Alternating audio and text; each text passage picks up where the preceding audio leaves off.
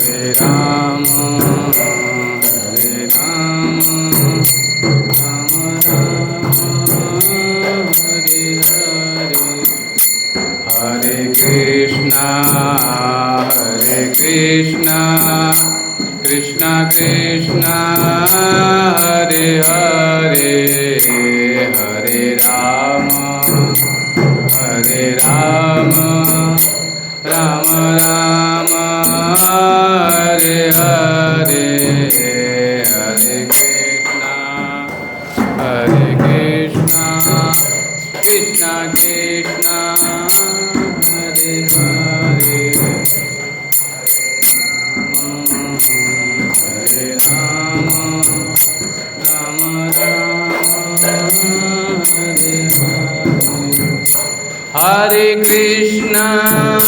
Hare Hare Krishna Krishna Krishna Hare Hare Hare Rama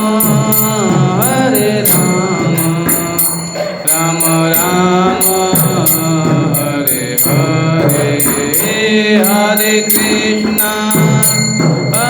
Krishna Krishna Krishna Hare Hare Hare Rama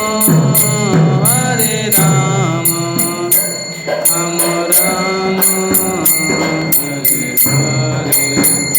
Hare Hare Hare Krishna Krishna Krishna Hare Hare Hare Rama Rama Rama Hare Hare Hare Krishna Krishna Krishna Hare Hare Hare Rama Rama Rama Hare Krishna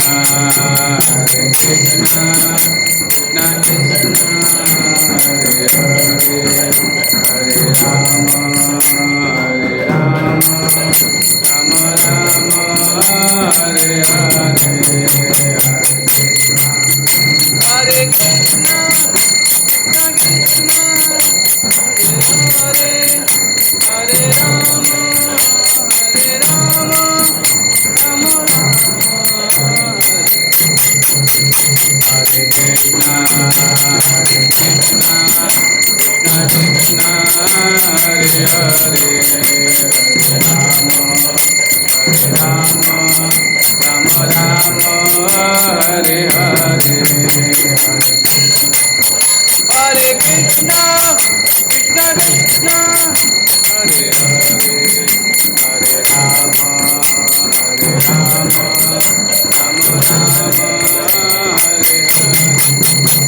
Hare Hare Krishna Krishna Hare Hare Hare Rama Rama Hare Hare Hare Krishna Hare Hare Hare Krishna Krishna Krishna Hare Hare Hare Rama Rama Hare Hare Hare Krishna Hare Hare Hare Rama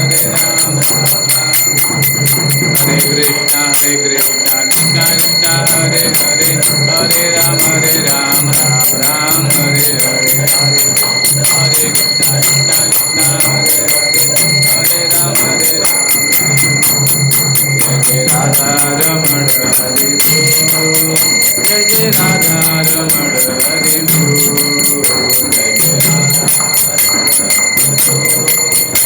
Jai Radha Raman Hari Bol Jai Radha Raman Hari Bol Jai Radha Raman Hari Bol Jai Radha Raman Hari Bol Jai Radha Raman Hari Bol Jai Radha Jai Radha Raman Hari Bol Jai Radha Raman Hari Bol Jai Radha Raman Hari Bol Jai Radha Raman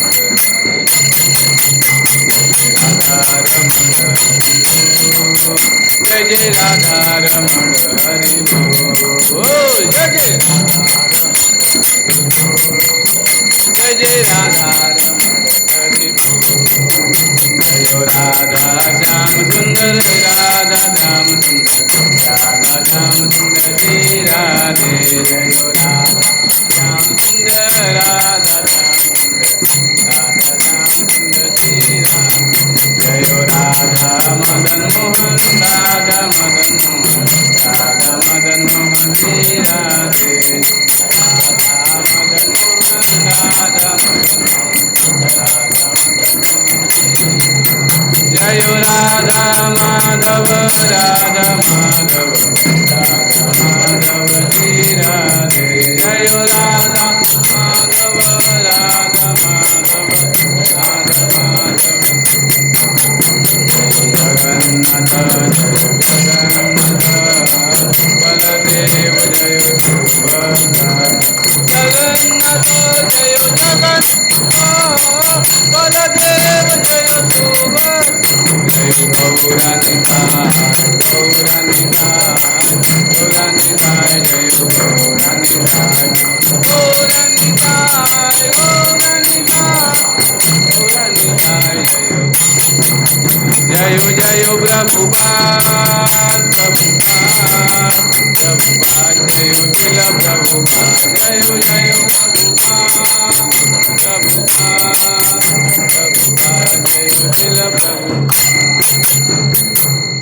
हरिनाम संकीर्तन की जगत गुरु शिल प्रभुपाद की ताई गौर प्रेमानंदे हरि हरि बोल। ओम नमो भगवते वासुदेवाय नमो भगवते वासुदेवाय ओम नमो भगवते वासुदेवाय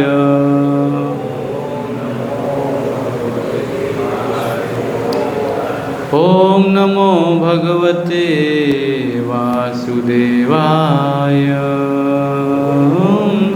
ओम भगवते वासुदेवाय। नारायणं नमस्कृत्यं नरं नारायणं नरं चैव नरोत्तमं देवीं सरस्वतीं व्यासं ततो जयमुदीरयेत्। नष्टप्रायेषु भद्रेषु नित्यं भागवत सेवया भगवती उत्तम श्लोके भक्तिर्भवति नैष्टिके। कृष्णाय वासुदेवाय देवकी नंदनाय च नंदगोपकुमाराय गोविंदाय नमो नमः। हरे कृष्णा। सभी का स्वागत है इस्कॉन मंदिर बड़ौदा में आज की भगवद गीता क्लास में। तो सभी लोग अपना मोबाइल स्विच ऑफ कर लीजिए या साइड मोड पर रख लीजिए। तो अभी हम क्या करेंगे, आज भगवद गीता के नया अध्याय चालू हो रहा है, 5वां अध्याय। सब लोग गीता लीजिए, हाथ में गीता लीजिए यहाँ से। अध्याय 5 श्लोक संख्या 1 से हम पाठ करेंगे आज। तो सब लोग मेरे पीछे बोलेंगे ज़रा, एक बार मैं बोलूँगा फिर आप लोग बोलिएगा। अध्याय 5 कर्मयोग, कृष्ण भावना भावित कर्म। अध्याय 5 अध्याय का नाम है कर्मयोग, कृष्ण भावना भावित कर्म। श्लोक 1 मेरे पीछे बोलेंगे सब लोग। अर्जुनवाच संन्यासं कर्मणा कृष्ण संन्यासः कर्मणां कृष्ण पुनर्योगं च संससि यच्च श्रेय एतयोरेकम्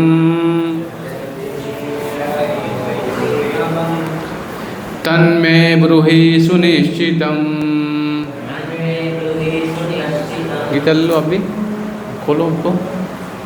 संन्यासहं कर्मणा कृष्ण पुनर्योगं च संससि यच्च श्रेयेतयोरेकम् तन्मे ब्रूहि सुनिश्चितम्। सब लोग मेरे पीछे बोलेंगे। अर्जुन उवाच। अर्जुन ने कहा, संन्यासम संन्यास, कर्मणाम संपूर्ण कर्मों के, कृष्ण हे कृष्ण, पुनः फिर, योगम भक्ति, च भी, संससी प्रशंसा करते हो, यत जो श्रेय अधिक लाभप्रद है, एतयोः इन दोनों में से, एकम एक, तत् वह, मैं मेरे लिए, ब्रूहि कहिए, सुनिश्चितम निश्चित रूप से। मेरे पीछे बोलेंगे।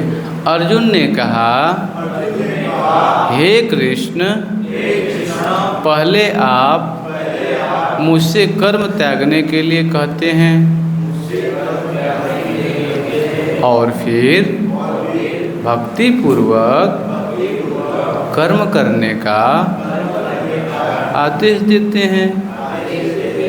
क्या आप अब कृपा करके निश्चित रूप से मुझे बताएंगे कि इन दोनों में से कौन अधिक लाभप्रद है?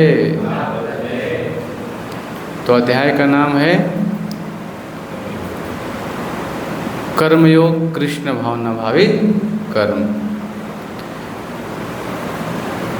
बहुत ही महत्वपूर्ण है ये जानना कि भगवान श्री कृष्ण अर्जुन को बोल रहे हैं पहले कि भक्ति पूर्वक कार्य करने का आदेश दे रहे हैं।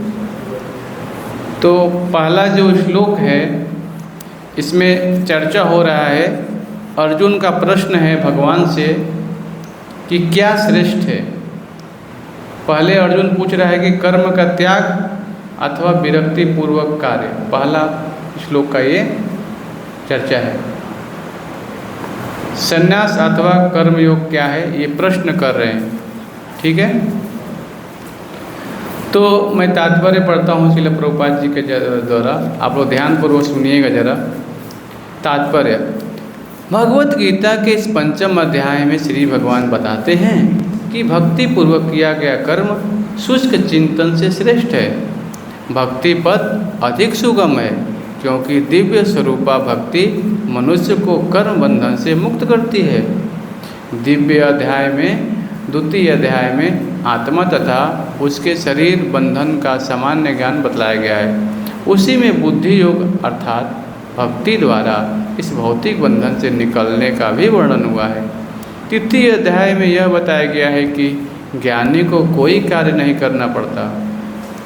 चतुर्थ अध्याय में श्री भगवान ने अर्जुन को बताया है कि सारे यज्ञों का पर्यवसान ज्ञान में होता है, किंतु चतुर्थ अध्याय के अंत में श्री भगवान ने अर्जुन को सलाह दी कि वह पूर्ण ज्ञान से युक्त होकर उठ करके युद्ध करे। अतः इस प्रकार एक ही साथ भक्ति में कर्म तथा ज्ञानयुक्त अकर्म की महत्ता पर बल देते हुए श्री कृष्ण ने अर्जुन के संकल्प को भ्रमित कर दिया है। अर्जुन यह समझता है कि ज्ञान में संन्यास का अर्थ है इंद्रियगत कार्यों के रूप में समस्त प्रकार के कार्यकलापों का परित्याग, किंतु यदि भक्ति योग में कोई कर्म करता है तो फिर कर्म का किस तरह त्याग हुआ। दूसरे शब्दों में वह यह सोचता है कि ज्ञान में संन्यास सभी प्रकार के कार्यों से मुक्त होना चाहिए, क्योंकि उसे कर्म तथा ज्ञान असंगत से लगते हैं। ऐसा लगता है कि वह यह नहीं समझ पाया कि ज्ञान के साथ किया गया कर्म बंधनकारी न होने के कारण अकर्म के ही तुल्य।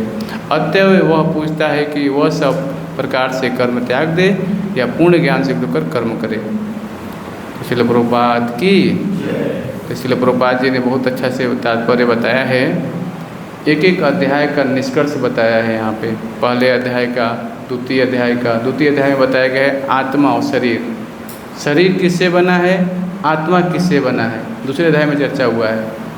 हाँ, देहिनोऽस्मि तथा देहे कौमारम यौनम जरा तथा देहांतर प्राप्ति धीरस्तन्न मुह्यति। जिस प्रकार शरीरधारी आत्मा एक शरीर को त्याग करके दूसरे में क्या करता है, देहांतरण करता रहता है। हाँ, अपने कर्मों के हिसाब से क्या होता है, शरीर व्यक्ति को मिलता रहता है। तो आत्मा का और उसके शरीर का बंधन का ज्ञान द्वितीय अध्याय में बतलाया गया है। और बताया गया तृतीय अध्याय में यह बताया कि ज्ञानी को कोई कार्य नहीं करना पड़ता। और चतुर्थ अध्याय में बताया गया है कि श्री भगवान ने अर्जुन को बताया कि सारे यज्ञों का प्रवसान ज्ञान में होता है।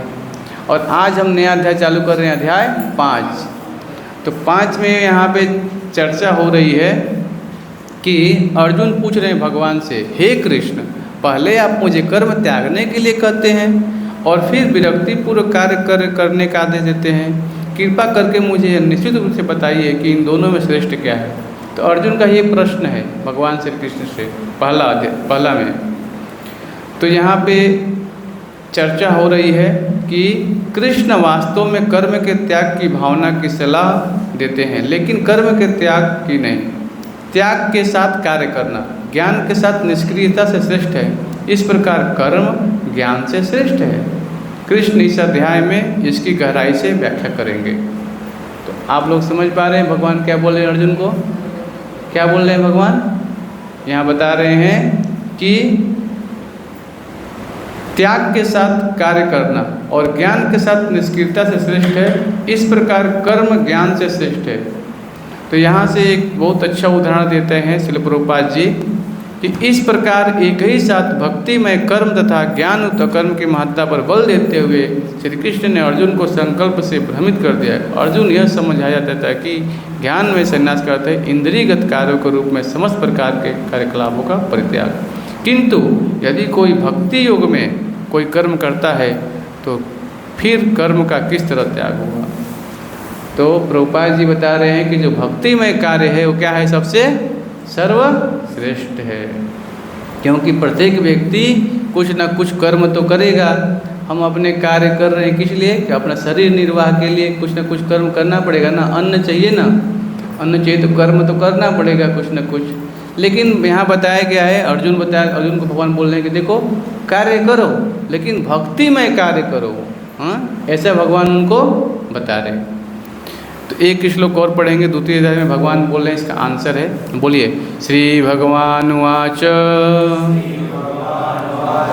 संन्यासः कर्मयोगश्च निःश्रेयस्य सकराहो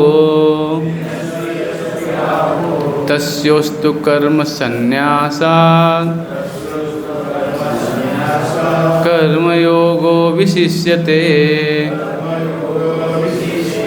बोलिए, श्री भगवान ने उत्तर दिया, मुक्ति के लिए तो कर्म का परित्याग तथा भक्तिमय कर्मयोग दोनों ही उत्तम है। किंतु इन दोनों में से कर्म के परित्याग से भक्ति युक्त कर्म श्रेष्ठ है। तात्पर्य मैं पढ़ता हूँ, ध्यानपूर्वक देखिएगा। बुक में आप लोग देखिए अध्याय 5 का। मैं पेज नंबर बताता हूँ आप लोगों को। पेज नंबर है 202, गीता के 202 खोल लीजिए गीता में। सकाम कर्म इंद्रिय तृप्ति में लगना ही भव बंधन का कारण है।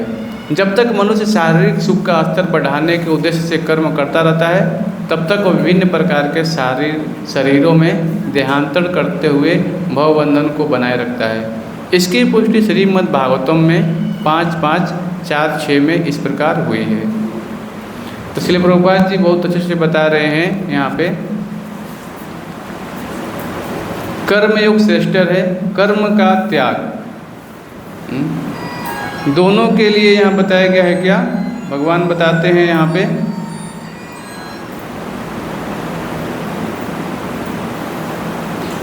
इस अध्याय में संन्यास शब्द का प्रयोग कर्म संन्यास को इंगित करते हुए किया गया है, जिसका अर्थ है कर्म का त्याग करना। तो यहाँ पे एक बहुत महत्वपूर्ण चीज़ बताया गया है कि सकाम कर्म। सकाम कर्म क्या है? इंद्रिय तृप्ति में लगना, केवल शरीर के लिए कार्य करना, आत्मा के विषय में कुछ कार्य नहीं करते। हाँ, तो इसलिए बताया गया कि वो क्या है, भवबंधन का कारण बनता है। जब तक मनुष्य शारीरिक सुख का स्तर बढ़ाने के उद्देश्य से कर्म करता है, तब तक वो विभिन्न प्रकार के शरीरों में देहांतरण करते हुए भवबंधन को बनाए रखता है। ग्रंथराज श्रीमद् भागवतम के 5वें स्कंद के 5वें अध्याय के 4 और 6 नंबर श्लोक में बहुत बढ़िया श्लोक बताया गया है। भागवतम का मैं पढ़ता हूँ, ध्यानपूर्वक सुनिएगा। नूनं प्रमत्तः कुरुते विकर्म यदि इन्द्रियप्रीतिः आप्रीणोति न साधु मन्येत आत्मनोऽयं सन्नपि क्लेशदाशुदेह पराभवस्तावदबोधजातो यावन् जिज्ञासतात्मनं तत्त्वं यावत् क्रियायास्तविरतं मनो वैकर्मात्मकमेव शरीरबन्धः एवं मनः कर्म वशं प्रयुक्ते अविद्ययात्मनो उपनुधीयमाने प्रतीर्तने यावन्मयि वासुदेवे न मुच्यते देह योगेन तावत्। मेरे पीछे बोलेंगे सब लोग। लोग इंद्रिय तृप्ति के पीछे मत हैं। वे यह नहीं जानते कि उनका क्लेशों से युक्त यह शरीर उनके विगत सकाम कर्मों का फल है। यद्यपि यह शरीर नाशवान है, किंतु यह नाना प्रकार के कष्ट देता रहता है। अतः इंद्रिय तृप्ति के लिए कर्म करना श्रेयस्कर नहीं है। जब तक मनुष्य अपने असली स्वरूप के विषय में जिज्ञासा नहीं करता, उसका जीवन व्यर्थ रहता है। और जब तक वह अपने स्वरूप को नहीं जान लेता, तब तक उसे इंद्रिय तृप्ति के लिए सकाम कर्म करना पड़ता है। और जब तक वह इंद्रिय तृप्ति की इस चेतना में फंसा रहता है, तब तक उसका देहांतरण होता रहता है। भले ही उसका मन सकाम कर्मों में व्यस्त रहे और अज्ञान द्वारा प्रभावित हो, किंतु उसे वासुदेव की भक्ति के प्रति प्रेम उत्पन्न करना चाहिए। केवल तभी वह भवबंधन से छूटने का अवसर प्राप्त कर सकता है। ते भागवतम का वचन है, बहुत ही महत्वपूर्ण बताया जा रहा है यहाँ पे। नूनम प्रमत्ते कुरुते विकर्म। संसार में जो लोग हैं किसके पीछे? इंद्रिय तृप्ति के लिए पागल हैं। उनको मालूम नहीं कि ये शरीर जो मिला है हमें, अपने विगत कर्मों के कुछ हमने कर्म किया तो ये शरीर मिला हमें। कोई पशु का शरीर में नहीं, कुत्ता का, बिल्ली का, सुअर का अलग शरीर नहीं, मनुष्य का शरीर मिला। ऐसा हमने कर्म किया विगत जन्मों में कि इस मनुष्य का शरीर मिला। और हम इस शरीर को जानते हैं कि शरीर नश्वर है। बाल्यावस्था में थे, छोटे थे, फिर तरुणावस्था में आए, हाँ, फिर थोड़ा पौगंड अवस्था, फिर ज़्यादा अभी क्या होगा, बुढ़ापा आने वाली है। तो शरीर हमारा क्या हो रहा है, धीरे धीरे परिवर्तन होता जा रहा है। लेकिन आत्मा में कोई परिवर्तन हो रहा है क्या? बताइए, आत्मा में कोई परिवर्तन हो रहा है? नहीं हो रहा है। हाँ, आत्मा जीव के तो है, शरीर हमारा क्या धीरे धीरे परिवर्तन होकर बुढ़ापा आ रहा है। इसीलिए बताया गया शरीर क्या है यहाँ पे? नाशवान है। किंतु यह नाना प्रकार के कष्ट देता रहता है। शरीर में कितने द्वार हैं? 9 द्वार है, और 9 द्वारों में से केवल गंदा ही चीज़ निकलता है। देखिए, किसी में सच नहीं, कान नाक जो भी है सब गंदे ही चीज़ निकलता है उसमें से, और अनेक व्याधियाँ कष्ट रोग होता ही रहता है हमें। फिर भी हम सोचते हैं कि जीवन में मज़ा मिलेगा, सज़ा ही मिलता है। ऐसा शरीर है कि अगर हाथ कट जाए, अगर थोड़ा सा सब्जी काटते हाथ कट जाता है तो कितना दर्द होता है, होता है कि नहीं होता है? ब्लड निकलता है। तो ये शरीर क्या है? एक कष्ट का मशीन है। भगवान बोलते हैं ये शरीर क्या है? कष्ट है।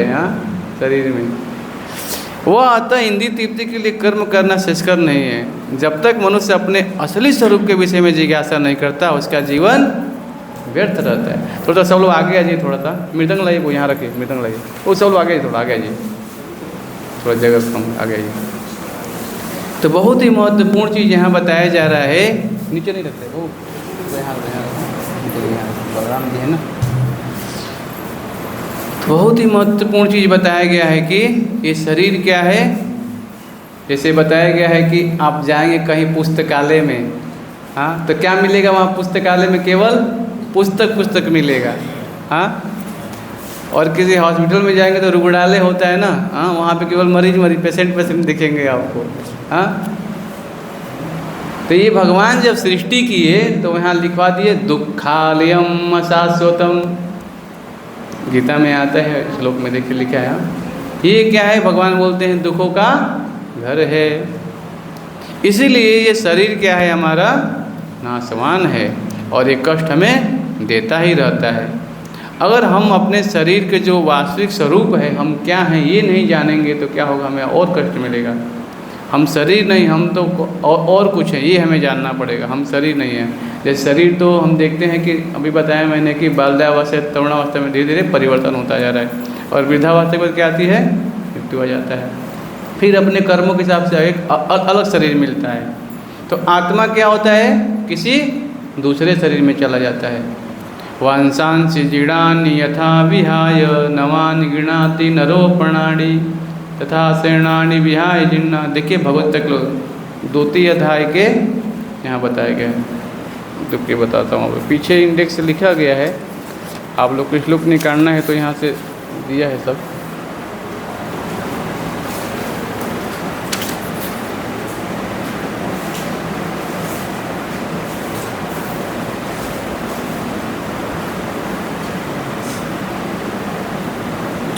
अध्याय 2 का 22 नंबर श्लोक निकालिए, बहुत महत्वपूर्ण है। अध्याय 2 22 भगवान बोलते हैं वहाँ पे, देखिए क्या बोलते हैं। अध्याय 2 का 22 नंबर, मेरे पीछे बोलेंगे। वंशांसि जीर्णानि यथा विहाय, पेज नंबर 80। वासांसि जीर्णानि यथा विहाय नवानि गृह्णाति नरोपराणि तथा शरीराणि विहाय जीर्णा अन्यानि संयाति नवानि देहि। बोलिए, जिस प्रकार मनुष्य पुराने वस्त्रों को त्याग कर नए वस्त्र धारण करता है, उसी प्रकार आत्मा पुराने तथा व्यर्थ के शरीर को त्याग कर नवीन भौतिक शरीर धारण करता है। अब बताइए, आपका जो कपड़ा पहने आप लोग फट गया, एकदम बुरचाते से फट गया, फिर आपको कोई आपके पिताजी ने ला के नया कपड़ा दिया आपको, तो पहनने में कैसा लगेगा? बताइए, कपड़ा नया पहनने में कैसा लगेगा? अच्छा लगता है कि नहीं लगता है? तो फिर घर वाले रोते क्यों हैं? शरीर जो है, कोई मृत्यु हो जाता है, शरीर वाले घर वाले रोते रहते हैं। क्यों? क्योंकि उन्हें आध्यात्मिक ज्ञान नहीं है। अगर हमें कृष्ण भावना भावित ज्ञान हो जाए कि ये शरीर जो है आत्मा जब ध्यान धारण करता है अपने कर्मों के हिसाब से, तो फिर नया शरीर मिलेगा। एक अच्छा शिला प्रभुपाद जी बोलते हैं कि कृष्ण भावनामृत आंदोलन जो है ये जन्म मृत्यु चक्र को रोकने का एक प्रयास कर रहे हैं हम यहाँ पे। बाकी कहीं संस्था में चले जाएंगे आपको ऐसा ज्ञान कहीं नहीं मिलेगा कि जन्म मृत्यु का चक्र ये आपका रुक जाए। हाँ, केवल शिला प्रभुपाद जी की पुस्तकें हम पढ़ेंगे तो ही वहीं से हमें ज्ञान मिलता है, नहीं तो बाकी जगह आपको नहीं मिलेगा ऐसा ज्ञान। हाँ, क्योंकि शिला प्रभुपाद जी हमें वो आध्यात्मिक ज्ञान दे रहे हैं कि आपका जन्म दूसरा क्यों धारण करना पड़े, क्यों आपको माता के घर में 9 महीना उल्टा लटकना पड़ेगा, ऐसा ज्ञान कोई देगा क्या? हाँ, उल्टा लटकना पड़ेगा, माता जी गर्म चाय पियेंगी आपको जलन होगा अंदर। हाँ, उल्टा लटके रहेंगे। सोचिए, जननी जठरे, शिला भक्ति विनोद ठाकुर बोलते हैं, जननी जठरे शयन खन भावबंधन पासे, एक बार प्रभु दिखा दिया मोरे जीवन। बोलते हे प्रभु, जन्म के समय जब मेरे माता घर में था एक बार आपने दर्शन दिया, उसके बाद जैसे ही मैं बाहर आया बोला था मैं भगवान से प्रार्थना के बाहर भक्ति करूंगा, लेकिन जैसे ही बाहर निकला मैं सब कुछ भूल गया। क्यों भूल गया? क्योंकि माया के बंधन में पड़ गया। इसीलिए ये बहुत महत्वपूर्ण ज्ञान बताया गया है कि यहाँ पे कि जब तक कोई व्यक्ति अपने स्वरूप को नहीं जान लेता है तब तक उसे इंद्रिय तृप्ति के लिए सकाम कर्म करना ही पड़ता है, और जब तक वह इंद्रिय तृप्ति की चेतना में फंसा रहता है तब तक उसका देहांतरण होता ही रहता है। तो साइकिल चलता रहेगा जन्म मृत्यु का। इसीलिए हम कौन है ये जानना चाहिए। आप स्कूल में जाइए, अपने क्लास टीचर से पूछिए, टीचर मैं कौन हूँ, कहाँ से आया हूँ, कहाँ जाना है, आपको बताएंगे क्या? हाँ, लेकिन आध्यात्मिक ज्ञान शुरू यहीं से होता है। ब्रह्मा जी जब निकले कमलनाथ से तो पहला प्रश्न भगवान से यही था, अथा तो ब्रह्म जिज्ञासा। ये वेदांत सूत्र का पहला प्रश्न है। व्यक्ति को अपने पास जानना चाहिए कि मैं कौन हूँ, मेरी सृष्टि कहाँ से, मैं कहाँ से आया हूँ। हाँ, इसको बोलते हैं अथा। तो ये कौन होते हैं? 4 प्रकार के भगवान के पास व्यक्ति आते हैं, आर्थो अर्थार्थी, ज्ञानी और जो जिज्ञासु होते हैं। तो जो क्या होते हैं? जो जिज्ञासु होते हैं वो ये प्रश्न करते हैं। कल एक मंदिर भक्त मिलते पूछ रहे थे कि भगवान का जो रूप है ऐसा क्यों है बताइए। तो जिज्ञासु भक्त थे, भगवान को जानने के लिए प्रश्न किया उन्होंने। तो हमें भी जिज्ञासा करना चाहिए, क्योंकि जब तक हम जिज्ञासा नहीं करेंगे तब तक हमें उत्तर मिलेगा ही नहीं। हाँ, इसीलिए यहाँ बताया गया है कि भले ही उसका मन सकाम कर्मों में व्यस्त रहे और अज्ञान द्वारा प्रभावित हो, किंतु उसे वासुदेव की भक्ति के प्रति प्रेम उत्पन्न करना चाहिए। केवल तभी वह भव बंधन से छूटने का अवसर प्राप्त कर सकता है। अतः यह ज्ञान ही कि वह आत्मा है, शरीर नहीं, मुक्ति के लिए पर्याप्त नहीं है। जीवात्मा के स्तर पर मनुष्य को कर्म करना होगा, अन्यथा भव बंधन से उबरने का कोई उपाय नहीं है।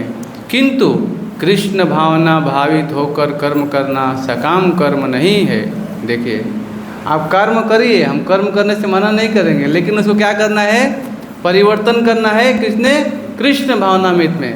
आप घर में झाड़ू लगाइए, सोचिए मैं मंदिर की सफाई कर रहा हूँ, घर में तो मंदिर है, ये है, बोले मैं भगवान कृष्ण का मंदिर का सफाई कर रहा हूँ, ये हमारी चेतना हो रही है। सब्जी काट रही है, बोले मैं भगवान के लिए पकवान बना रहा हूँ, भगवान को अर्पित करूँगा फिर खाऊँगा।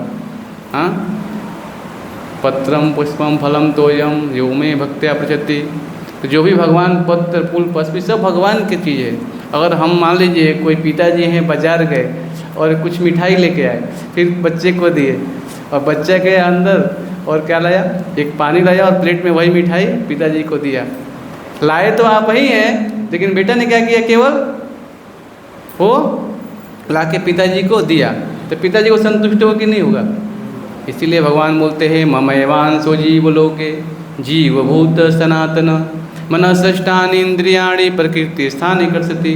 भगवान बोलते हैं जीवात्मा जितने भी सब लोग सब मेरे अंश हैं, लेकिन मनसष्टानि इंद्रियाणि, मन समेत 6 जो इंद्रियां हैं, प्रत्येक व्यक्ति से घोर संघर्ष कर रहा है। वो भूल ही गया है कि मैं भगवान का अंश हूँ। जितने लोग बैठे हैं, ऐसा नहीं कि आत्मा में कोई आपका अलग आत्मा है, मेरा अलग आत्मा है, नहीं, आत्मा सब सेम है सबका, लेकिन शरीर अपने कर्मों के हिसाब से अलग अलग, कोई स्त्री के, कोई पुरुष के, कोई पशु के, कोई जलचर, कोई नभचर, कोई वृक्ष, अलग अलग शरीर। ये क्या हो रहा है? हमें मिल रहा है।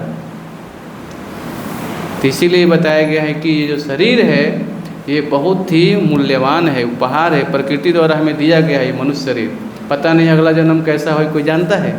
इसीलिए इसी जन्म में क्या करना चाहिए, हमें कृष्ण भावनामृत की तैयारी करना चाहिए कि फिर से मेरा अगला जन्म क्या हो, किसी भगवान के भक्त के घर में जन्म हो।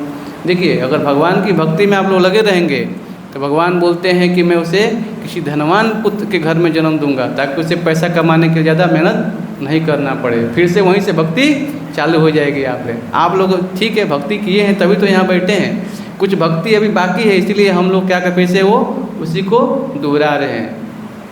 श्रद्धा शब्दे विश्वास कहे सूढ़ी निश्चय, कृष्ण भक्ति के लिए सर्व कर्म की है।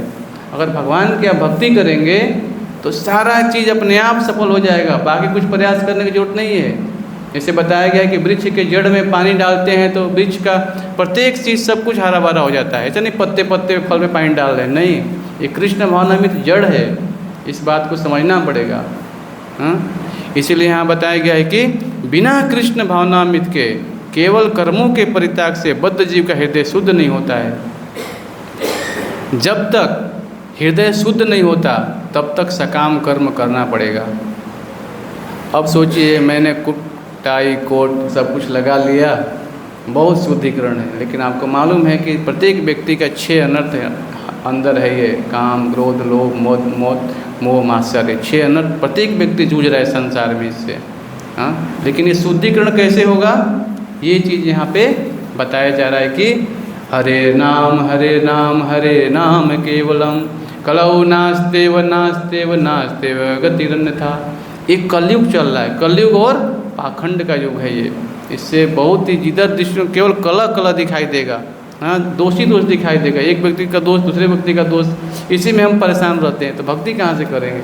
इसलिए हरे नाम 3 बार बोला गया है।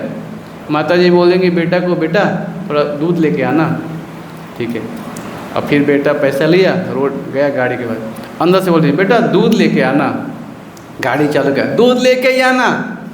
क्यों बोलना मत, कितने बार बोले, 3 बार। भगवान क्या बोल रहे हैं, हरे नाम केवलम कलौ नास्तेव गतिरन्यथा। एक कलयुग और पाखंड का युग, केवल दोष है। तो क्या करेंगे, हरे कृष्णा कृष्णा कृष्णा हरे हरे, हरे राम राम हरे हरे। केवल भगवान का नाम, अगर भगवान का नाम हम माला पे जप करेंगे और सुनेंगे, हाँ, तो धीरे धीरे हम कलयुग के दोषों से बाहर निकल जाएंगे। दूसरा कोई गति अन्य कोई गति नहीं है, क्योंकि हम जंगल में जाके तपस्या नहीं कर सकते हिमालय में, अभी हमारा वैसा शरीर नहीं है। हाँ, सतयुग में लोग को लाख लोगों को आयु वर्ष होती थी, फिर सतयुग के बाद त्रेता द्वापर 1000, अभी कितने 100 वर्ष कौन जीता है बताइए, जीता है कोई, बहुत कम लोग वैसे। हमें तो लग रहा है 50 जाते थे गाड़ी का टिकट कट जाएगा। इसीलिए देखिए प्रभुपाद जी में सुना तो लिख के बताते हैं, 5 साल का बच्चा है और कोई 70-80 साल का बूढ़ा है, मृत्यु कभी पूछ के नहीं आएगी कि 5 साल का है तो इसकी मृत्यु बाद में होगा, उनका 70 साल का बाद नहीं। प्रभुपाद जी बोलते हैं कि मृत्यु कभी किसी का भी आ सकता है कि नहीं। इसलिए 5 साल से भक्ति चालू कर देना चाहिए। भक्ति का कोई उम्र ठिकाना नहीं है, समझ रहे हैं ना। जब भी मौका मिले भगवान के नाम का जप करें, क्योंकि जप करेंगे तो क्या होगा, हमारा ये शुद्धिकरण हो जाएगा, फिर हम जान पाएंगे कि मैं कौन हूँ, कहाँ से आया हूँ, कहाँ जाना है। हाँ, इसीलिए यहाँ बताया गया है कि देखिए बहुत अच्छी चीज़ बताया गया है कि बिना कृष्ण भावनामृत के केवल कर्मों का परित्याग से बद्ध जीव का हृदय शुद्ध नहीं होता। जब तक हृदय शुद्ध नहीं होता है तब तक सकाम कर्म करना पड़ेगा, परंतु कृष्ण भावना भावित कर्मकर्ता को स्वतः सकाम कर्मों के फल से मुक्त बनाता है, जिसके कारण उसे भौतिक स्तर पर उतरना नहीं पड़ता। अतः कृष्ण भावनामृत कर्म संन्यास सदा श्रेष्ठ है, क्योंकि संन्यास में नीचे गिरने की संभावना बनी रहती है।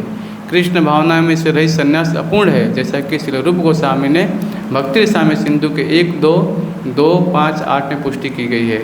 मेरे पीछे बोलिए, पाप चिकिंतकया बुद्धिया हरि संबंधे वस्तुनः मुच्छभिः परित्यागो वैराग्यम फल्गु कथ्यते। तो दो चीज़ें बहुत महत्वपूर्ण चीज़ है यहाँ पे कि जब तक हम भगवान की भक्ति में लगे रहेंगे तभी तक ये, जैसे मान लीजिए कोई रोगी है, हाँ, तो टाइम पे दवाई खाना पड़ता है ना, तभी तो रोग ठीक है ना उसका। इसी प्रकार जो भक्ति है कंटिन्यू चलनी चाहिए। ऐसा नहीं कि आज माला किया कल माला नहीं किया, नहीं, दवाई रोज लेना है तभी ये काम करेगा, है ना। जब मुक्तिकामी व्यक्ति श्री भगवान से संबंधित वस्तुओं को भौतिक समझकर उनका परित्याग कर देता है तो उनका संन्यास अपूर्ण कहलाता है। संन्यास तभी पूर्ण माना जाता है जब यह ज्ञात हो कि संसार की प्रत्येक वस्तु श्री भगवान की है। ईशावास्यम जगत सर्वम, बहुत एक देखिए एक आता है ईशोपनिषद ग्रंथ होता है, आप लोग को मालूम चलेगा, मैं बुक स्टॉल पे मिल जाएगा आपको। अगर तो उसमें आता है कि ईशोपनिषद जो ग्रंथ है उसमें भगवान बोलते हैं कि इस संसार में जो प्रत्येक जो वस्तु सब श्री भगवान के है।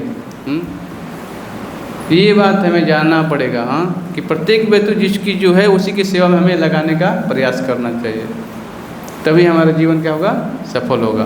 तो यहाँ बताया गया है कि प्रत्येक वस्तु श्री भगवान की है और कोई भी वस्तु का स्वामित्व ग्रहण नहीं कर सकता। वस्तुतः मनुष्य को यह समझने का प्रयत्न करना चाहिए कि उसका अपना कुछ भी नहीं है, तो फिर संन्यास का प्रश्न ही कहाँ उठता। जो व्यक्ति यह समझता है कि सारी संपत्ति श्री कृष्ण की है वह नित्य सन्यासी है।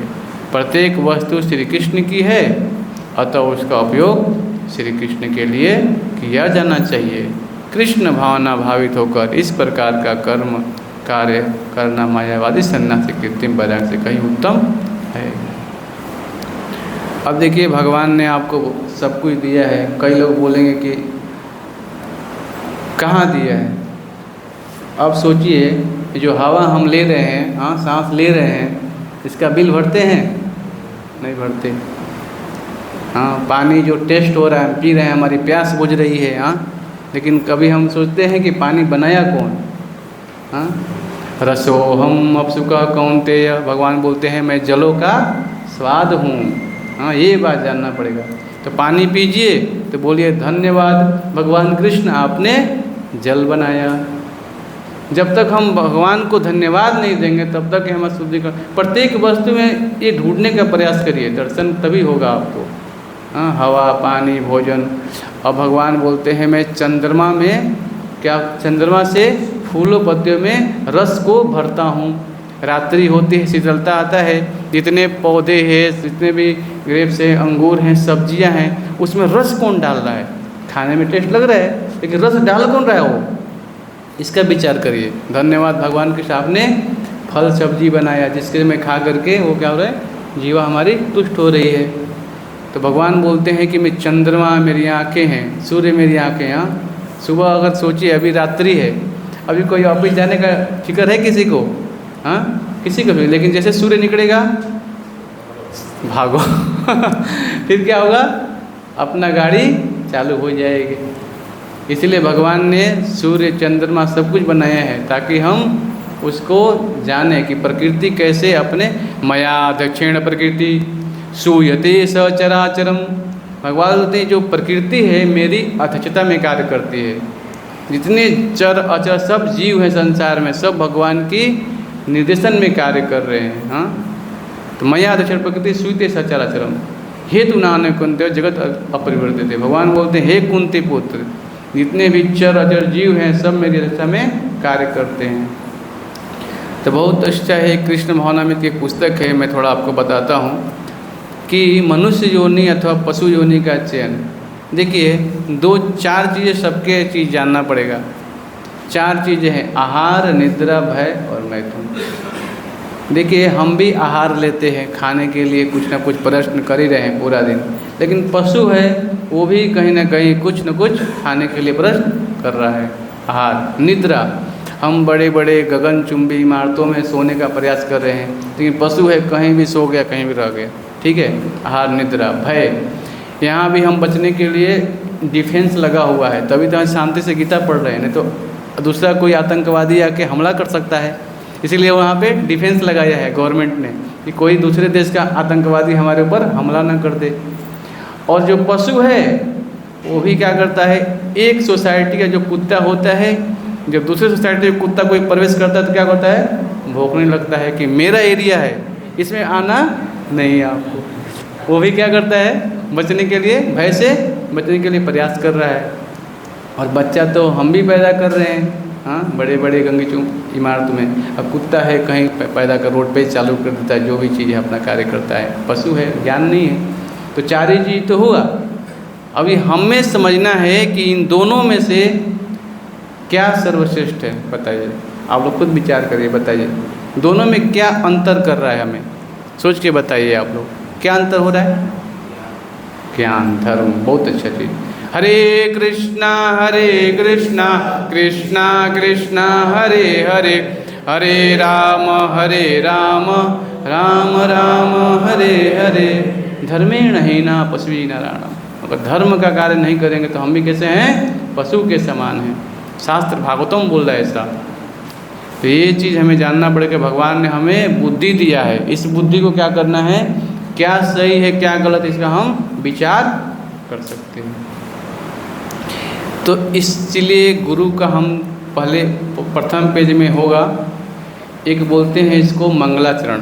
तो 2 श्लोक लिखा है, थोड़ा मेरे पीछे बोलिएगा आप, इसको याद कर लीजिए। कभी शास्त्र गीता पढ़ते हैं तो इसको बोलना चाहिए, क्योंकि प्रत्येक व्यक्ति अंधकार से ही जन्म होता है। पहला होती है शिक्षा माता, जो हमें ज्ञान देती है बेटे को अपने। बोलिए, ओम अज्ञानतिमिरान्धस्य ज्ञानंजन शलाकया चक्षुरुन्मीलितं तस्मै श्री गुरुवे नमः। बताया गया है ओम अज्ञान तिमिरान्धस्य। ओम का अर्थ होता है भगवान की ध्वनि है, एक कृष्ण की ही एक ध्वनि है। ओम तत्सत शब्द आता है ना। और हरे कृष्णा मंत्र वो ध्वनि है, आध्यात्मिक ध्वनि है। हाँ, तो ओम अज्ञान, अज्ञान का अर्थ क्या होता है, अज्ञानता। हाँ, तिमिरान्धस्य अज्ञान, बोलिए अज्ञान रूपी घोर अंधकार में, घोर अंधकार से अंधे हुए मेरे नेत्रों को जिन्होंने ज्ञान रूपी प्रकाश से खोल दिया है, मैं उन गुरुदेव को सादर नमस्कार करता हूँ। तो देखिए, जो छोटा बच्चा होता है अपनी माता से सब कुछ ज्ञान लेता है, सीखता है। माता बोलती है बेटा ऐसा नहीं करो, वैसा नहीं करो, दिन भर ज्ञान। फिर जब देखती है कि माता थोड़ा बड़ा हो गया तो फिर गुरुकुल में या किसी विद्यालय में भेजा जाता है, ताकि वहाँ पे उसका प्रशिक्षण हो, ज्ञान मिले। फिर जो प्रशिक्षण लेता है फिर वो कार्य अपना क्या सही क्या गलत सीख पाता है। लेकिन हमें ये बात समझना पड़ेगा कि अंधकार जो है इसका ये वास्तविक स्वरूप है संसार का। कि संस्कार घोर में अंधकार ही है। अगर सूर्य नहीं निकले तो क्या होगा बताइए। अभी लाइट चली जाए तो हम अपने आप को देख सकते हैं क्या, नहीं देख सकते। हाँ, तो भगवान बता रहे हैं कि ये क्या है, अंधकार में। इसलिए आप लोग कितने लोग पढ़े होंगे तमसो मा ज्योतिर्गमय, संस्कृत पढ़े, शुरू में पढ़ाया जाता था। हाँ, सबको ज्ञान होगा ये कि अंधकार से निकल के कहाँ जाओ, प्रकाश के मार्ग में, है कि नहीं। तो प्रकाश का मार्ग है कहाँ, ये बात जानना पड़ेगा आपको। न तद्भासते सूर्यो न शशांको न पावक यदि गत्वा न निवर्तन्ते तद्धामं परमं मम। भगवान बोलते हैं गीता में, क्या बोलते हैं, 15वें अध्याय में बोलते हैं। देखिए, न तद्भासते सूर्यो, पीछे दिया गया है इंडेक्स से, बहुत अच्छा है। गीता के थोड़ा श्लोक आप लोग घर पे पढ़िए। 10 श्लोक हमारे मंदिर में रोज़ पाठ होता है। सुबह मंगल आरती 4:30 बजे होती है, गीता पाठ होता है। तो कभी आप लोग आइए, थोड़ा देखिए शेड्यूल हमारा, रोज़ 4:30 बजे मंगल आरती होती है। कभी दर्शन करिए भगवान का आके। हाँ, प्रयास करिए सुबह उठने का। हाँ, न तद्भासते सूर्यो। हाँ, 15वें अध्याय का 6 नंबर श्लोक, 15वें अध्याय का 6 नंबर श्लोक में भगवान बोलते हैं, अभी देखिए जो अभी महीना आएगा कार्तिक का, तो 15वें अध्याय में जो जितने श्लोक हैं रोज़ पाठ करिएगा आप लोग घर पे बैठ करके। ये 15वां जो अध्याय है इसको बोलते हैं पुरुषोत्तम योग। ये अध्याय बहुत महत्वपूर्ण है भगवद्गीता का। अगर हम इसको रोज़ हम पाठ करेंगे तो बहुत लाभ मिले, भक्ति जीवन में जल्दी हम आगे बढ़ सकते हैं। हाँ, तो भगवान बोलते हैं, बोलिए, न तद्भासते सूर्यो न शशांको न पावकः यद् गत्वा न निवर्तन्ते तद्धामं परमं मम। बोलिए, वह मेरा परम धाम न तो सूर्य या चंद्र के द्वारा प्रकाशित होता है और न अग्नि या बिजली से। जो लोग वहाँ पहुँच जाते हैं वे इस भौतिक जगत में फिर से लौट कर नहीं आते। तो हम जहाँ रह रहे हैं वो कौन सा है संसार? भौतिक जगत है। कौन सा है ये? भौतिक जगत। और भगवान का धाम कौन सा है? आध्यात्मिक जगत है। इसीलिए यहाँ पे सूर्य और चंद्रमा की जरूरत हमें पड़ती है, लेकिन भगवान के धाम में सूर्य और चंद्रमा की जरूरत नहीं है। भगवान का तेज इतना निकल रहा है कि प्रत्येक चीज़ क्या है वहाँ पे? प्रकाशमान है वहाँ पे। इसलिए अंधकार से निकल कहाँ जाना चाहिए? प्रकाश के मार्ग में। और क्या बता रहे हैं यहाँ पे? वहाँ बिजली भी नहीं है, अग्नि। हाँ, यहाँ पे हमको जरूरत पड़ता है, अगर गैस नहीं जलेगा तो खाना मिलेगा?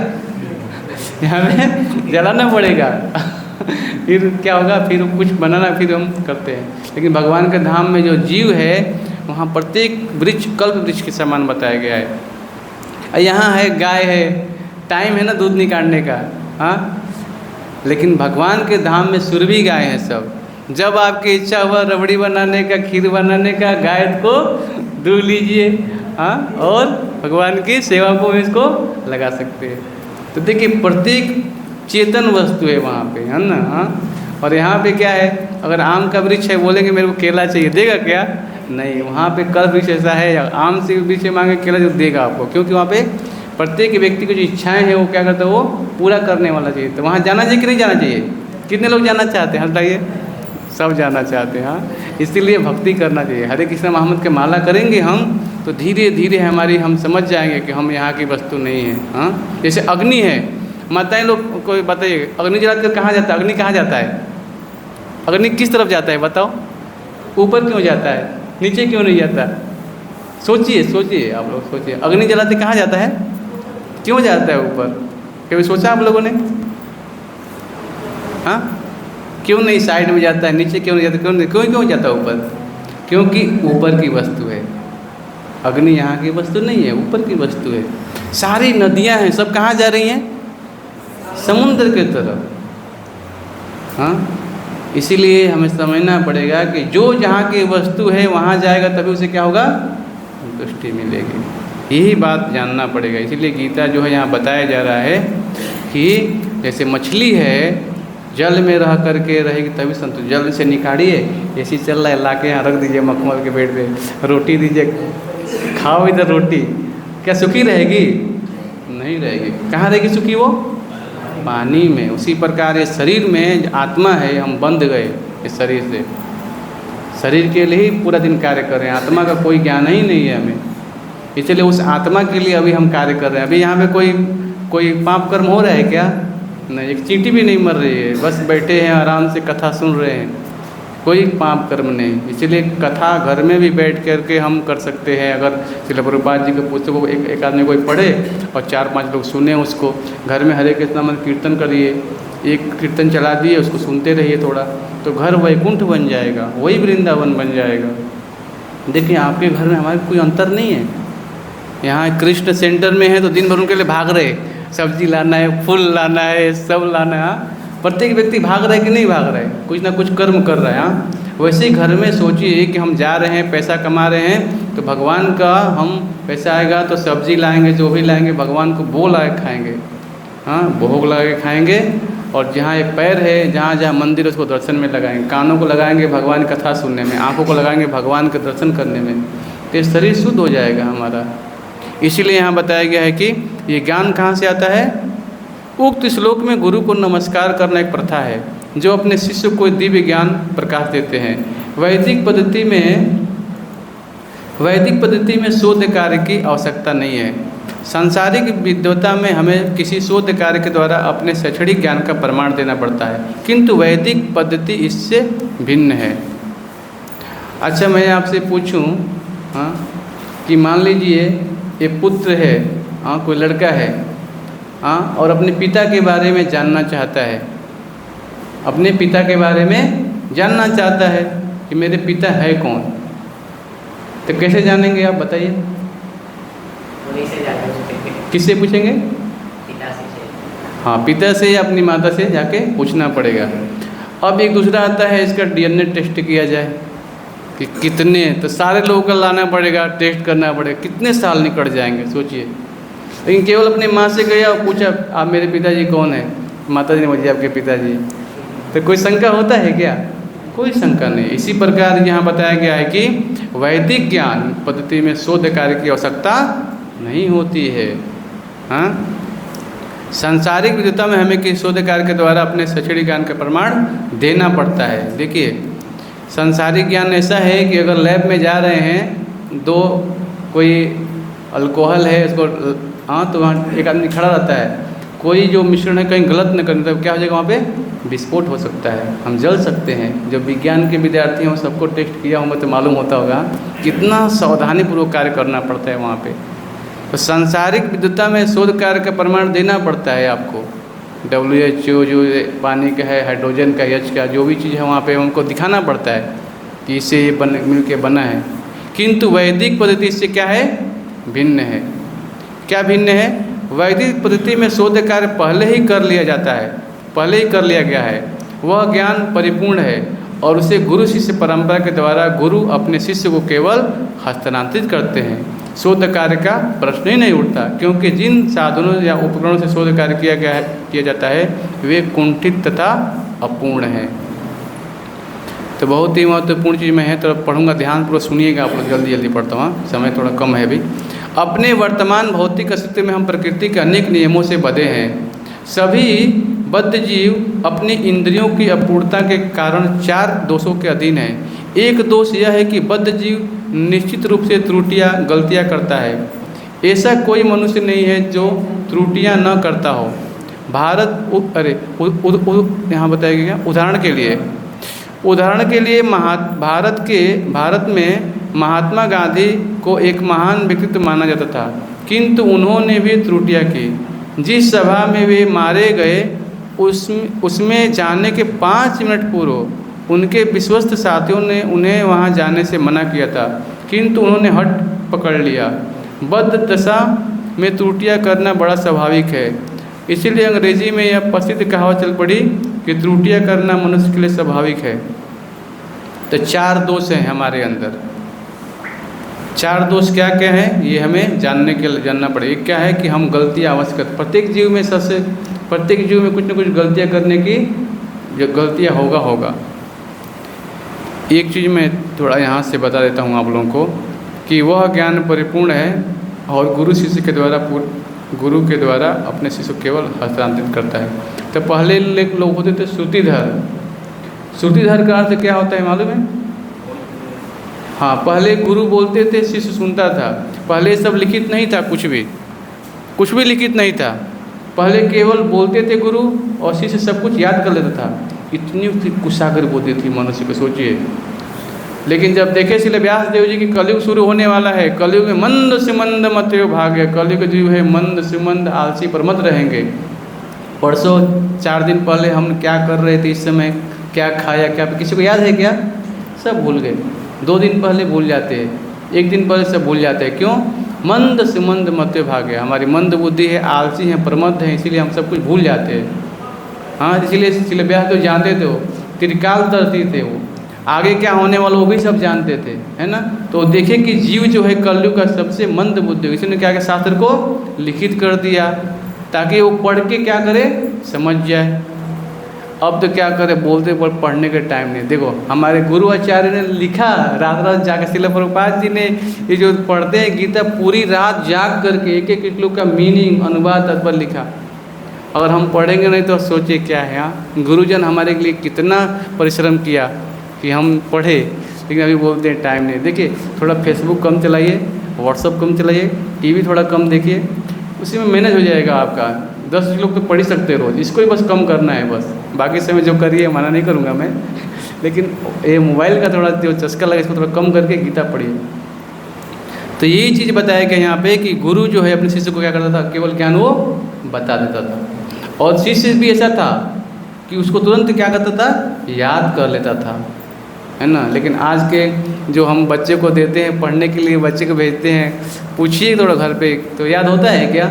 नहीं, सब कुछ भूल जाते हैं हम, क्योंकि हमारी बुद्धि क्या है, मंद हो गई है। तो ये चीज़ बताया गया है कि मनुष्य में 4 चीज़ें गलतियाँ करता है, भ्रमित होता है। यहाँ पढ़िए, बद्ध जीव की दूसरी अपूर्णता यह कि निश्चित रूप से वह भ्रमित होता है। भ्रमित होने का तात्पर्य है उस पदार्थ की सत्ता को मान लेना जो है ही नहीं, अर्थात किसी छाया चित्र को वास्तविक मान लेना।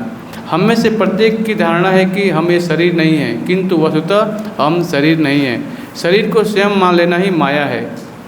तो 4 दोष है, ध्यान से लिख लीजिए, आप लोग लिखना है तो। संसार में प्रत्येक व्यक्ति के 4 दोष है। पहला है क्या, वह गलतियाँ अवश्य करेगा। दूसरा मैंने क्या बताया, भ्रमित होगा। 4 चौराहा पड़ गया, किसी ने बोला कि ये वस्तु खरीद के लाना है, आगे चौराहा है, वहाँ दुकान है, हम जाएंगे तो भूल जाएंगे। 4 चौराहा बोला, फिर आगे जाने के क्या भ्रमित हो जाते हैं कभी कभी, है ना। तो भ्रमित भी हो जाते हैं और गलतियाँ भी करते हैं। तीसरा क्या है, तीसरी अपूर्णता है कि बद्ध जीव में ठगने की प्रवृत्ति होती है। हम किसी दुकानदार को प्रायः कहते हुए सुनते हैं, क्योंकि आप मेरे मित्र हैं, मैं आपसे कोई लाभ नहीं लूँगा, किंतु वस्तुतः हम जानते हैं कि वह कम से कम 50% मुनाफा ले रहा है। ठगने की इस प्रवृत्ति के कितने ही उदाहरण हैं। कितने ही ऐसे अध्यापकों के उदाहरण भी हैं जो वास्तव में कुछ जानते नहीं, किंतु अपने सिद्धांतों को संभवतः अथवा ऐसा हो सकता है जैसे वाक्यों से प्रतिपादित करते हैं वास्तव में, जबकि वास्तव में अपने छात्रों को केवल ठग रहे होते हैं। तो तीसरी गलती क्या है, वो ठगने की। आपने 1 लाख रुपए किसी को दिया, बोला ठीक है आप मेरा काम है दे दो, आपका मेरा काम पूरा हो जाएगा, फिर पैसा वापस कर दूंगा। कितने लोग फंस गए ऐसे, बहुत लोग फंस जाते हैं ऐसे। हाँ, अगर गीता शास्त्र नहीं पढ़ेंगे तो क्या होगा, हम भी उसमें फंस जाएंगे।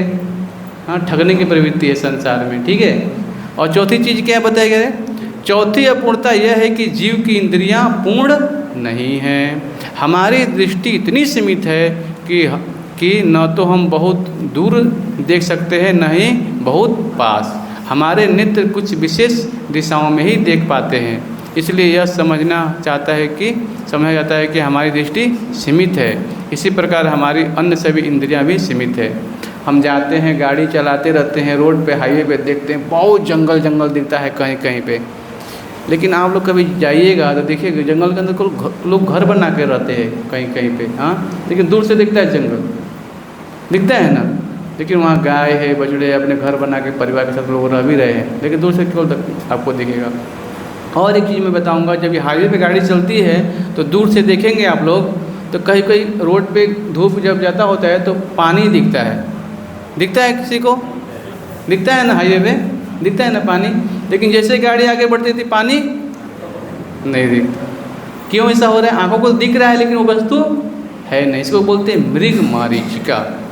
इसको क्या बोलते हैं, मृग मरीचिका। जैसे रेगिस्तान में हिरन जो होता है ना, हिरन बहुत प्यासा होता है, रेगिस्तान में दौड़ लगाता है, जब धूप होता है तेज तो रेत के कण उड़ते रहते हैं ना, तो उसको पानी दिखता है। वो क्या दिखता है, पानी दिखता है कि वहाँ तालाब है, पानी दिखेगा, जबकि होता नहीं है, और प्यासा ही मर जाता है। क्यों मर जाता है, क्योंकि जब तालाब के पास कहीं पहुँच भी जाता है तो काई जमा होता है, ऊपर पौधे जमे होते हैं, अगर वो हटाएगा तब नीचे पानी होता है। हाँ, लेकिन वो प्यासा ही मर जाता है। इसको बोलते हैं मृग मरीचिका। और एक उदाहरण देता हूँ अपूर्ण इंद्रियों का। आप शीशे के गिलास होते हैं ना, कांच का, उसमें एक पेंसिल को रखिए, हाँ, और दूर से देखिए कैसा नजर आएगा? टेढ़ा, आधा टूटा हुआ नजर आएगा, है ना, कांच के ग्लास में रख के देखिए। लेकिन आप पेंसिल उठाएंगे तो क्या वो सही रहेगा। लेकिन आंखों कैसा दिख रहा है वो? देखिए आंखें से कैसे भ्रमित हो रहे हैं, देखिए ये चीज़ है ना। ये क्या इंद्रिय क्या है हमारी? अपूर्ण है। और इन आंखों से हम उस भगवान का दर्शन करना चाहते हैं, संभव है क्या? इसलिए गीता में बताया भगवान ने अर्जुन को, हे अर्जुन को बोले दिव्यम ददामि चक्षुषे, अब मैं तुम्हें दिव्य चक्षु दे रहा हूँ जिसे मैं विश्वरूप का दर्शन करो। समझ रहे हैं ना? तो ये आँखों को क्या करना पड़ेगा? दिव्य होना। भाई एक चमड़ी के जो आँख है इससे कुछ होने वाला नहीं है। इसीलिए भगवान को देखने का एक विधि है कानों से। हाँ, किसे? कानों से। जब हम कथा सुनेंगे तब हम भगवान को जान पाएंगे कि भगवान हैं कौन, उनका शरीर किससे बना है, वो कहाँ रहते हैं। हाँ, ये सब ज्ञान हमें कहाँ से मिलेगा? कानों के माध्यम। फिर वहाँ जाने की हमें इच्छा होगी। तो बहुत ही महत्वपूर्ण चीज़ है। जो व्यक्ति अमेरिका में रहता है, कोई मित्र आता है तो बोलता है कि यहाँ बहुत सुखी है, सब कुछ अच्छा लग रहा है। आज ही हमारे अमोल अबू आए थे तो बता रहे थे कि सब लोग जाना चाहते हैं अमेरिका। हाँ, लेकिन भारत भूमि में क्या है? खजाना है। कैसा खजाना है? हम किस लिए जाने जाते हैं? भारत भूमि किस लिए जाने जाते हैं बताइए? अपने आध्यात्मिक संस्कृति के लिए। हाँ, तो ये आध्यात्मिक खजाना केवल यहीं पे है। देखिए भगवान के जितने भी अवतार होते हैं सब कहाँ होते हैं? इस भारत भूमि में होते हैं। यही भ्रमिते कोनो भाग्यवान जीव, गुरु कृष्ण प्रसादे पाई भक्ति लगे। कोई जन्म से हम भटक रहे हैं, लेकिन कोई कोई भाग्यवान जीव होता है कि जिसके हाथ में ये श्रील प्रभुपाद जी की गीता आ जाती है यथारूपा, और गुरु भी मिल जाते हैं प्रमाणित, और फिर शिष्य का क्या होता है? गुरु से संबंध होता है, तो फिर ये ज्ञान प्रसारित होता है। फिर हम समझ जाते हैं। बहुनाम जन्मनाम अंते ज्ञानवान मान प्रवृत्ते वासुदेव सर्वमति स महात्मा सुदुर्लभ। अनेक जन्म जन्मांतरों का जैसे ज्ञान होता है, भगवान बोलते हैं वो मुझको जानना चाहता है, वो मेरे पास आता है। बड़ौदा की आबादी कितनी होगी सोचिए, कितने लोग हैं जो नियमित रूप से भगवान के गीता क्लास सुनते होंगे? बहुत कम ऐसे लोग होते हैं जो भक्ति में आते हैं। अगर मान लीजिए भक्ति में आ भी गए, हाँ, तो टिक पाना बहुत ही मुश्किल होता है, क्योंकि हमारे जो विचार हैं, माया क्या होती है? देवी हो सा गुणमयी मम माया दुरत्या मामेव प्रबद्धन्ते माया में ताम तरन्ति ते। ये दैवी हो सा गुणमयी, भगवान की जो माया शक्ति है व्यक्ति क्या करती है? भ्रमित कर देती है। इसीलिए मंदिर तो बहुत सालों से है, लेकिन भक्त लोग यहाँ पे टिक नहीं पाते, क्योंकि प्रकृति के जो गुण हैं व्यक्ति क्या करते हैं? भ्रमित कर देते हैं। लेकिन कोई व्यक्ति भगवान के शरणागत हो जाता है, भगवान की भक्ति में दृढ़ हो जाता है, तभी वो क्या करता है? सरलता से पार कर। नहीं तो भगवान बोलते हैं प्रकृति को पार करना बहुत कठिन है। हाँ, सोचिए। इसीलिए यहाँ पे बताया गया है कि 4 दोष है हमें बचने का। इसी शास्त्र में जो है ना 4 दोष नहीं है। ये जो गीता भगवान के मुख से निकला है इसमें कोई दोष नहीं है। अभी एक मैं किसी विद्यार्थी से बोलूं जो PhD का बुक है, जो कोई बुक है, उसमें 4 दोष होता है, क्योंकि वो व्यक्ति के अंदर 4 दोष है और उसने वो चीज़ लिखा है तो वो दोष उस बुक में भी रहेगा। लेकिन भगवान कृष्ण बोलते गीता में 4 दोष नहीं है।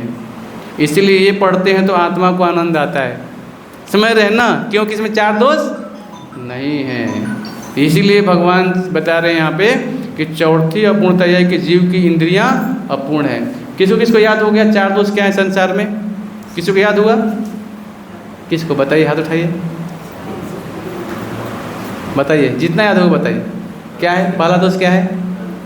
हाँ बोलिए। पहला दोष है गलतियाँ करना। क्या है पहली दोष? क्या है? संसार में प्रत्येक जो कुछ ना कुछ गलती। आप लोग से गलती होता है कि नहीं होता है? हमसे तो होता है ना। बस ऐसे याद कर लो कि ये गलती करना मनुष्य का स्वाभाविक कृति है। दूसरा क्या बताया मैंने? भ्रमित होना। कहीं जाते हैं तो हम भी भ्रमित होते कि नहीं होते? हाँ। तीसरा क्या है? क्या है? ठगने की प्रवृत्ति। और चौथा क्या है? यहाँ बताए जीव की इंद्रियां पूर्ण नहीं है। तो देखिए तीसरा जो है ठगने की प्रवृत्ति। सब लोग कहीं ना कहीं धोखा खा रहे हैं संसार में। खा रहे हैं कि नहीं खा रहे? हाँ, एक दूसरे से कोई धोखा दे रहा है कि नहीं हो रहा है? कोई मित्र है अपने मित्र को दे रहा है, कोई हाँ अलग अलग हो रहा है कि नहीं हो रहा है? हो रहा है ना। तो ये भी याद रखिए आप लोग, ठीक है। इसलिए फंसना नहीं है आपको, हाँ, गीता पढ़ के बुद्धिमान होना है, हाँ। और क्या है चौथा, इंद्रियां अपूर्ण हैं। तो ये बात हमें जानना पड़ेगा। हाँ, 4 दोष है। अब जहाँ 4 दोष नहीं है उस जगह को हमको ढूंढना है। वो ज्ञान कहाँ मिलेगा? भगवत गीता में। बहुत अच्छा, अभी आप लोगों को याद हो गया। 4 दोष याद हो गए, याद कर लीजिएगा आप लोग, पूरे जीवन काम करेगा ये। तो चौथी अपूर्णता यह है कि जीव की इंद्रियां पूर्ण नहीं है। हमारी दृष्टि इतनी सीमित है कि न तो हम बहुत दूर देख सकते हैं, न ही बहुत पास। हमारे नेत्र कुछ विशेष दशाओं में ही देख पाते हैं, इसलिए यह समझा जाता है कि हमारी दृष्टि सीमित है। इसी प्रकार हमारी अन्य सभी इंद्रियां भी सीमित है। असीमित को इन अपूर्ण और सीमित इंद्रियों से नहीं समझा जा सकता। निष्कर्ष यह है कि वैदिक पद्धति में हमें परम सत्य को जानने के लिए अपनी वर्तमान इंद्रियों का उपयोग करने के लिए प्रोत्साहित नहीं करते, क्योंकि ये कई तरह से बद्ध हैं। मैं क्षमा चाहता हूँ, जिसके पैर में दर्द हो रहा है ना, चेयर पड़ा है, थोड़ा बैठ सकते हैं पीछे आप लोग। देखिए थोड़ा समय लगेगा, क्योंकि 1 घंटा समय, 1.5 घंटा बैठते हैं, कुछ सीखने के लिए हम प्रयास कर रहे हैं, क्योंकि बाकी समय ज़्यादा मिलता नहीं है, एक ही संडे आता है। बाकी मैं सोचता हूँ कोई मंदिर आए, अगर गीता सीखना चाहते तो मैं समय दूंगा। 5 से 6 समय रखा है मंदिर में, कभी भी आएंगे आप। और कोई पढ़ना चाहता है, सीखना चाहते हैं, तो मैं 5 बजे से 6 बजे तक को दूंगा समय, कभी भी, ठीक है। तो जिसको पैर में दर्द है पीछे चेयर पे बैठ सकते हैं आप लोग। तो बताया गया है क्या यहाँ पे, बहुत महत्वपूर्ण चीज़ बताया गया है यहाँ पे कि सीमित इंद्रियों से नहीं समझ सकता। हाँ, निष्कर्ष यह है कि वैदिक पद्धति हमें परम सत्य को जानने के लिए अपनी वर्तमान इंद्रियों का उपयोग करने के लिए प्रोत्साहित नहीं करती, क्योंकि ये कई तरह से बद्ध है। यदि हमें ज्ञान प्राप्त करना है तो वह निश्चित ही एक उच्चतर स्रोत से प्राप्त होना चाहिए, जो उक्त 4 अपूर्णताओं से आबद्ध नहीं हो। वह स्रोत कौन है? भगवान श्री कृष्ण हैं। वे श्रीमद् भगवद गीता के सर्वोच्चतम अधिकारी प्रमाण हैं और वे अनेक ऋषि मुनियों द्वारा पूर्ण ज्ञान के अधिकारी के रूप में स्वीकार किए गए हैं। तो बहुत महत्वपूर्ण चीज़ है, जो लोग वैदिक साहित्य के गंभीर अध्येता हैं वे प्रमाण को स्वीकार करते हैं। उदाहरण के लिए श्रीमद् भगवद गीता विद्वानों का प्रस्तुतिकरण नहीं है जो बहुत शोध कार्य के बाद सामने आया हो। यह तो पूर्ण ज्ञान है जो भगवान श्री कृष्ण ने कुरुक्षेत्र के युद्ध स्थल में अर्जुन को सिखाया था। और श्रीमद् भगवद गीता से हमें यह पता चलता है कि पूर्व युगों में भगवान श्री कृष्ण ने यह ज्ञान सूर्यदेव विवस्वान को दिया था और अनादिकाल से गुरु शिष्य परंपरा से यह ज्ञान विवस्वान से लेकर आगामी पीढ़ियों को दिया जा रहा है। बोलिए, इमं विवस्वते योगम प्रोक्तावान हम अव्ययम विवस्वान मनवे प्राह मनोरिच्वाक ब्रवीत। बोले, श्री भगवान ने कहा, मैंने इस अविनाशी योग का उपदेश सूर्यदेव विवस्वान को दिया था। विवस्वान ने इसकी शिक्षा मानव जाति के पिता मनु को तथा मनु ने फिर इक्ष्वाकु को दी थी।